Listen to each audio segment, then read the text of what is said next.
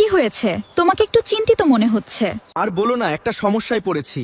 নামাজে দাঁড়ালেই দুনিয়ার সব আজে বাজে চিন্তা মাথায় আসে। বাজারের লিস্ট থেকে শুরু করে ফেলে আসা কাজ সব মনে পড়ে যায়।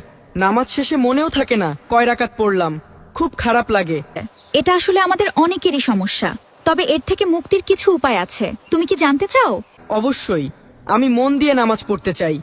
প্রথমত, নামাজের অর্থ বোঝার চেষ্টা করো। আমরা যখন সূরা ফাতিহা বা অন্য সূরা পড়ি, সেগুলোর বাংলা অর্থ জানলে মন অন্যদিকে যাওয়ার সুযোগ কম পায়।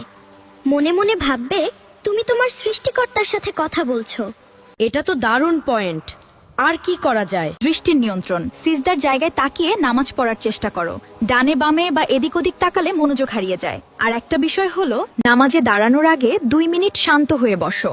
দুনিয়াবি সব চিন্তা মসজিদের দরজায় রেখে ভেতরে ঢোকার মানসিকতা তৈরি করো। আমি তো অজু করেই দৌড়ে নামাজে দাঁড়িয়ে যাই। হয়তো এজন্যই মনোযোগ আসে না। ঠিক ধরেছ। আর যখনই কোনো আজে বাজে চিন্তা আসবে, সাথে সাথে মনে মনে আউযুবিল্লাহ পড়ে আবার নামাজে মনোযোগ ফিরিয়ে আনবে। শয়তান চাইবেই তোমার মনোযোগ, তোমাকে লড়াই চালিয়ে যেতে হবে। জাজাকাল্লাহ খায়ের বন্ধু।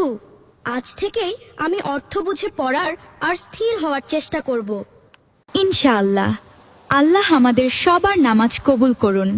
আর ভিডিওটি অন্য মুসলিম ভাইকে শেয়ার করে দাও।